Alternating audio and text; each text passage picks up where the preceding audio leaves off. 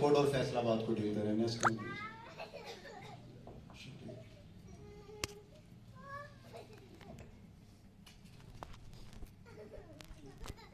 अच्छा चले, मैं मलिक साहब को दावत देता हूँ, वो आते हैं फिर बता दे एक और वीडियो बना लें।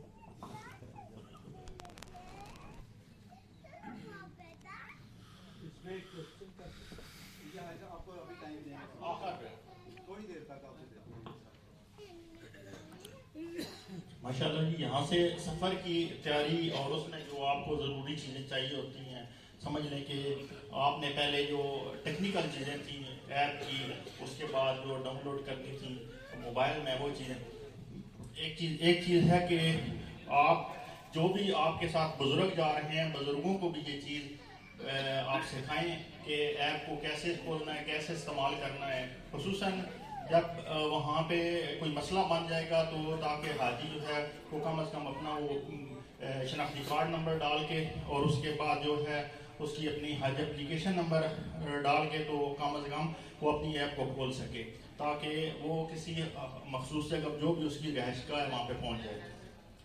तो यहाँ से सफ़र की तैयारी शुरू होती है।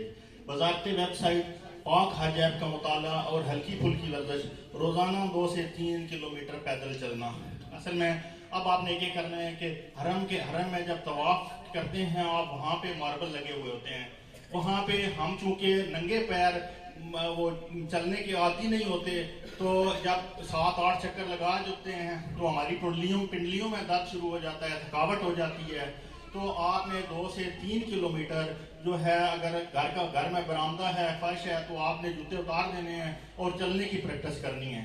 ये तो है उसके लिए तवाफ के दौरान, ताकि आपको थकावट ना हो, क्योंकि अगर आपको मताफ के अंदर जगह मिल जाती है तब तो आप 5 से 6 मिनट में अपना तवाफ पूरा कर लेंगे। अगर आपको मताफ के अंदर जगह नहीं मिलती, आपको ऊपर बरामदे में करना पड़ता है, तो वो ऑलमोस्ट आपके 7 चक्कर 55 मिनट में होंगे। 1 घंटा 55 मिनट आपको चलना पड़ेगा, तब जाके आपका एक तवाफ पूरा होगा। तो यहीं से आपने चलने की प्रैक्टिस करनी है, आप अपने आप को सेहतमंद करना है। वैसे तो हम देहाती लोग हैं, ज़ाहिर सी बात है, यहाँ पे चलना फिरना लगा रहता है, लेकिन वहाँ पे हमने चलना है, नंगे पाँव चलना है, फर्श पे चलना है। तो उसके लिए उसकी प्रैक्टिस करें आप, थोड़ा हल्की जो है वो वैसे भी 2-3 किलोमीटर चला करें, ताकि अपने आप को आप स्मार्ट कर सकें। उसके बाद आपने स्मार्टफोन का इस्तेमाल अच्छी तरह सीखना है। जैसे बताया है पहले कि स्मार्टफोन आपको हर जगह पे वो मदद करेगा।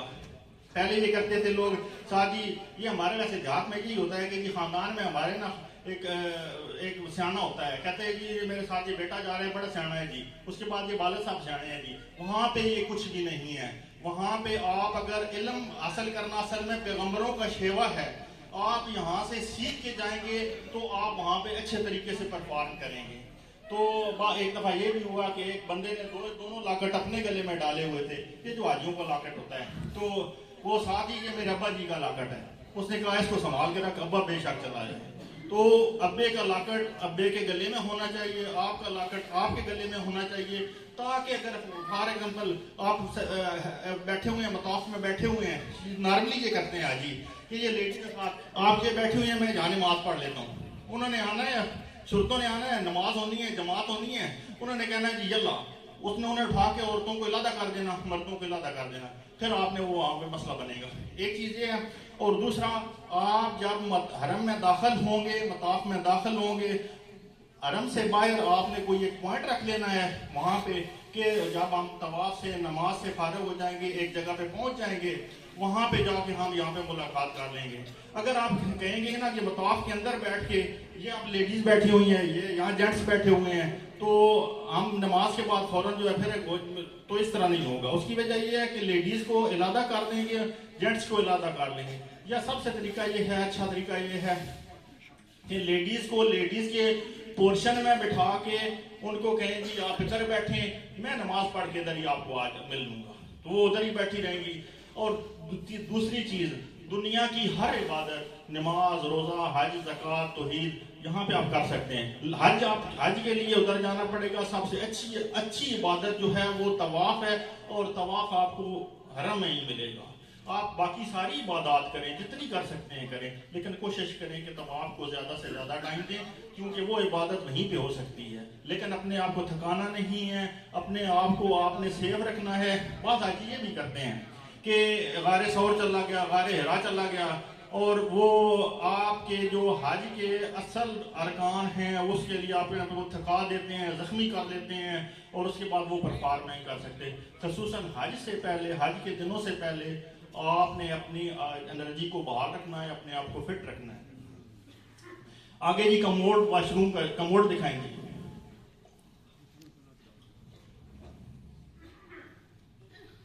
یہ کموڈ سیکھنا، یہ بیسیکلی اس میں شرم کی بات نہیں ہے، اس کو استعمال کرنا ہوتا ہے. سعودیہ میں ہر بلڈنگ کے اندر آلموسٹ یہی ہے، کسی میں دونوں بھی لگے ہوئے ہیں، کسی میں ایک لگا ہوا ہے.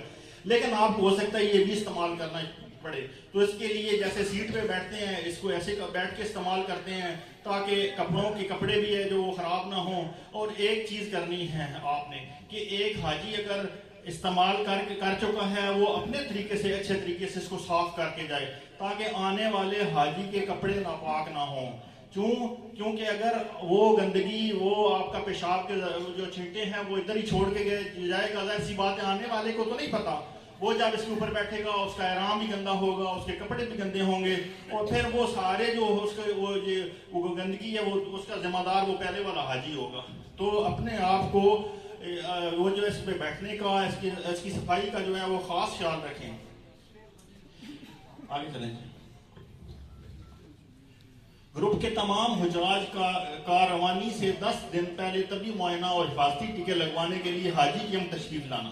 یہ آپ وہاں پہ 10 دن پہلے آپ حاجی کیمپ جائیں گے، وہاں پہ جا کے آپ اپنے جو ہے وہ اپنی ویکسینیشن کرائیں گے، اس کے بعد اپنے کارڈ لیں گے، اپنے بیگ لیں گے، اس کے بعد باقی جو ہے آپ کے دستاویزات ہیں وہ لیں گے. یہ دیکھیں جی، یہ آپ کو حجاج کے نام کو ویکسینیشن اور پولیو کے قطرے پلائے جا رہے ہیں.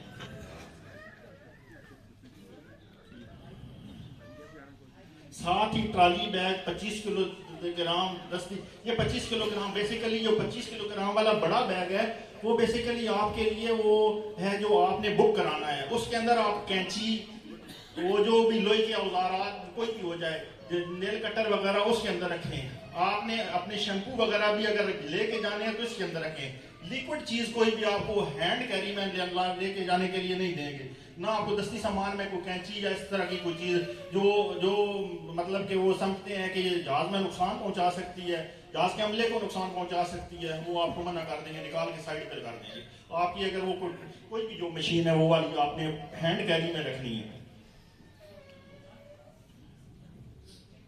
خواتین کا اسکارف، مردوں کے لیے آرام بیلٹ اور بین الاقوامی رومنگ سنگ کا سوٹ. اچھا، بین الاقوامی رومنگ سنگ جو ہے پہلے وزارت یہ کوشش کر رہی تھی کہ یہاں سے یو فون کی سم لی جائے اور وہی وہاں پہ استعمال کی جائے. تو ہم نے وہاں پہ سعودی عربیہ میں ہمارا عملہ آلریڈی موجود ہے جو یہ ساری ورکنگ کر رہا ہے. ہم نے ٹرائل کے طور پہ 2 سمیں وہاں پہ بھجوائی ہیں اور وہ 2 منٹ بھی نہیں چلی. تو پھر ہماری یہ وزارت اس نتیجے پہ پہنچی ہے کہ ہم ادھر کی بجائے آپ کو ادھر ہم جا کے سعودی سمیں دیں گے جو آپ کو 45 دن کے لیے اویلیبل ہوں گی، جو آپ کا نیٹ ورک بھی چلے گا انشاءاللہ، آپ کے گھر والوں سے جو ہے وہ ایک لنک بھی رہے گا. تو پہلے تو ہم یو فون پہ جا رہے تھے، وزارت جا رہی تھی، لیکن اب جو ہے اس پہ نا STS وہ جو ان کی سعودی گورنمنٹ کی سمز ہیں اس پہ جا رہے ہیں. تو یہاں سے امید ہے کہ اس سے پہلے آپ کو یہاں پہ نمبر مل جائے گا، اگر نہیں بھی ملا تو وہاں جا کے آپ کو سم مل جائے گی. ضرورت کی بنیاد پر روزمرہ استعمال کی ادویات جیسے آپ کو بتایا ہے کہ یہ پیک کرا کے لے کے جانی ہے. ہماری جو ہے سعودی گورنمنٹ جو ہے ہماری حاجی کیمپ ہے وہ آپ کو وہاں پہ ڈسپنسری ہے، یہ پیک کر کے دیں گے، باقاعدہ سیل لگا کے دیں گے. یہ دیکھیں جیسے آپ کے ہو گئی آپ کی شوگر کی میڈیسن ہو گئی، یا آپ کی جو ہے وہ بلڈ پریشر کی میڈیسن ہے، ایسی میڈیسن آپ یہاں سے پیک کرا کے جائیں. ہوائی ٹکٹ، ویزا لگا، پاسپورٹ. پہلے یہ ہوتا تھا کہ پاسپورٹ کے اوپر ہی ویزا لگتا تھا، اب پاسپورٹ کے اوپر ویزا نہیں لگتا. آپ یہ دیکھیں یہ ای ویزا آ گیا ہے، اب سیپریٹ ویزا ہے، یہ علیحدہ آپ کو ملے گا. آپ نے اس کی 4-5 کاپی کرا کے اپنے پاس رکھ لینی ہے. اس ویزا کی، اس پیج کی یہ اس کی آپ نے 3-4 کاپیاں کرا کے اپنے پاس رکھ لینی ہیں، کیونکہ جب آپ یہاں سے جائیں گے سعودی جدہ میں جائیں گے یا مدینہ میں جائیں گے تو آپ کے پاسپورٹ مکتب والے لے لیں گے، پاسپورٹ آپ کے پاس نہیں ہوں گے۔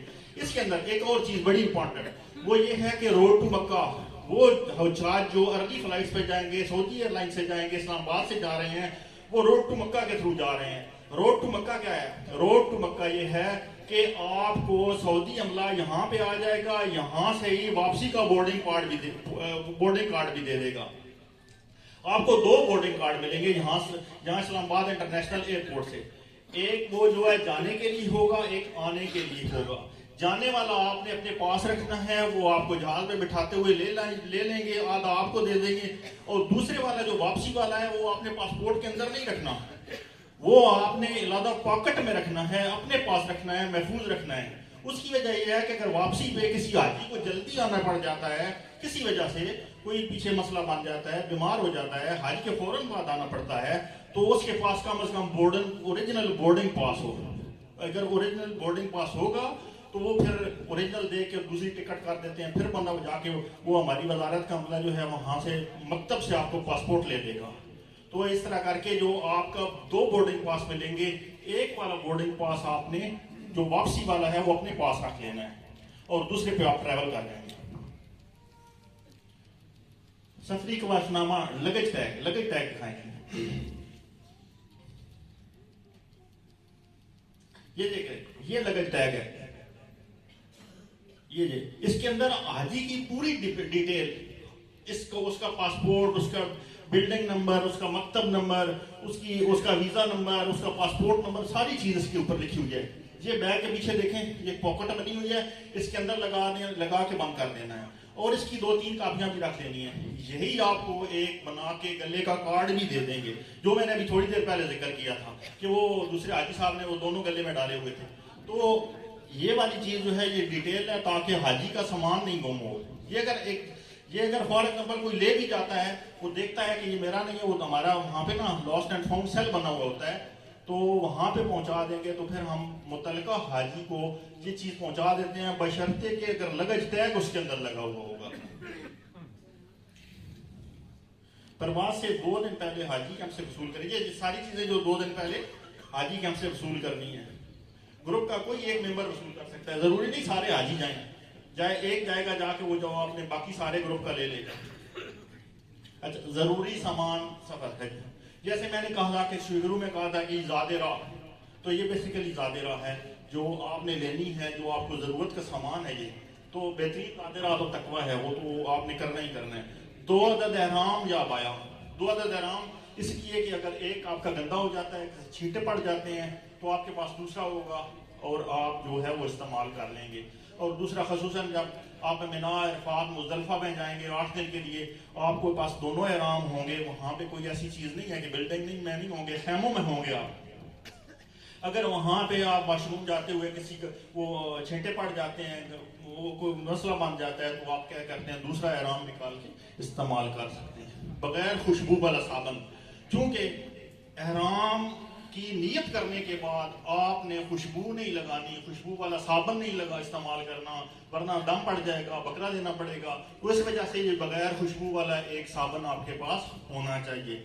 روزمرہ استعمال کے کپڑے، شلوار قمیض، یہ آپ کے جو ہے استعمال کرنے کی ظاہر سی بات ہے، وہاں پہ بلڈنگ میں ہوں گے 2-3 سوٹ لے جائیں آپ، وہاں پہ جا کے ایک دھو دیں، دوسرا وہاں پہ وہ آپ کو مشینیں ملیں گی وہ بلڈنگز کے اندر جو آپ کو اویلیبل ہوں گی وہ کپڑے دھونے کے لیے، پلیٹ، گلاس اور چمچ۔ ویسے تو وہاں پہ ڈسپوزیبل مل بھی جاتی ہیں، لیکن یہ ہے کہ آپ ایک یہ والی چیز لے لیں، اگر مطلب کہ کمرے میں آپ کو کوئی چیز لے کے کھانی ہے، کوئی فروٹ لینا ہے، کچھ لینا ہے، تاکہ آپ کاٹ سکیں، کاٹ کے اوپر بیٹھ کے کھا سکیں۔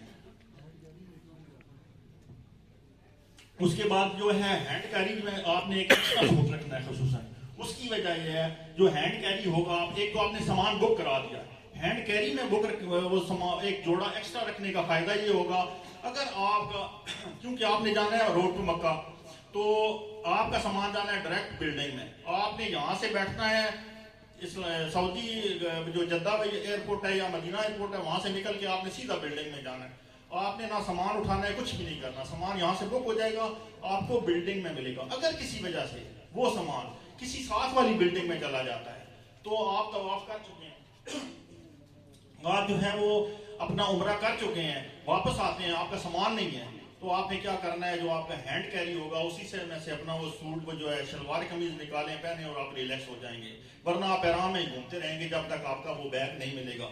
کسی وجہ سے بیگ آگے پیچھے ہو سکتا ہے، تھوڑا ڈیلے سے دیر سے مل سکتا ہے، تو آپ نے ایک جو ہے ہینڈ کیری میں اپنا سوٹ رکھنا ہے. ہوا والا تکیہ دکھائیں جی.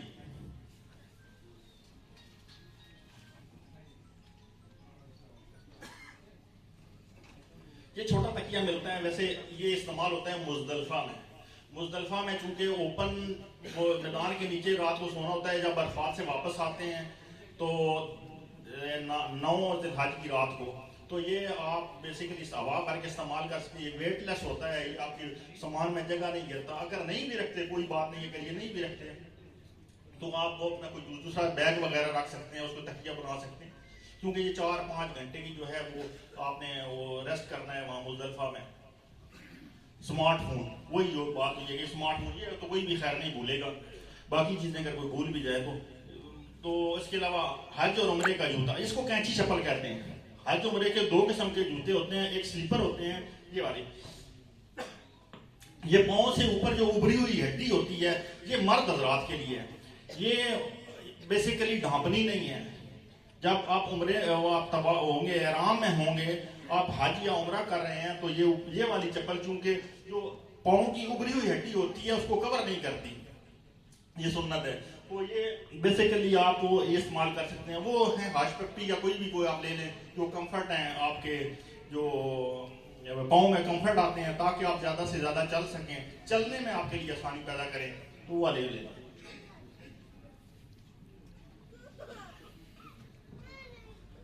کم از کم 2000 ریال یہ آپ اپنے پاس سیفٹی کے طور پہ رکھ لیں. اس کی وجہ یہ ہے کہ ویسے تو آپ کو وہاں پہ کھانا بھی ملتا ہے، 3 ٹائم کا کھانا آپ کو الحمدللہ ملے گا،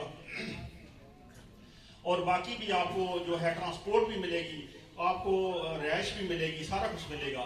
لیکن آپ نے ظاہر سی بات ہے واپسی پہ کھجوریں لانی ہیں، تو کھجوروں کے لیے یہ آپ کچھ آپ کام آ جائیں گے، یا ویسے آپ کا دل کرتا ہے جی، کیونکہ نارملی یہی ہوتا ہے کہ جو ہماری کیٹرنگ ہوگی وہاں پہ 3 ٹائم آپ کو کھانا ملے گا، وہاں پہ دال بھی ہوگی، آپ کو سبزی بھی ہوگی، آپ کو گوشت بھی ہوگا.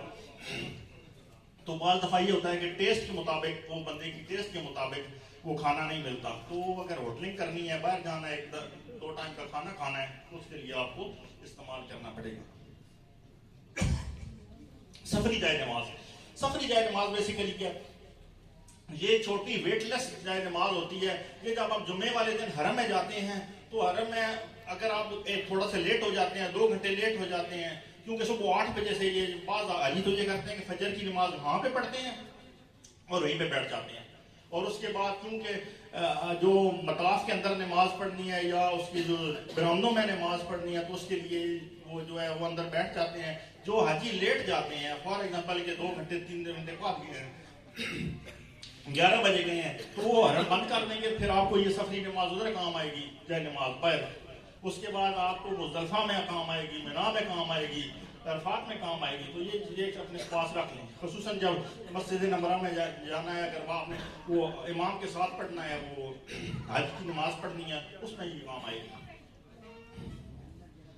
سعودی عرب میں ہر قسم کی منشیات یعنی چرس، افیون، ہیروئن وغیرہ لے جانے اور سزائے موت. تو یہ جو آپ خصوصاً یہ نسوار ہے نا، اس کو آپ نے نہیں لے کے جانا، کیونکہ یہ آپ وہ منع کر دیا انہوں نے. پہلے وہ لے کے جاتے تھے، سگریٹ لے جاتے تھے، سگریٹ تو ابھی کسی حد تک وہ لے جاتے ہیں لوگ، لیکن نسوار جو ہے وہ ممنوع ہے.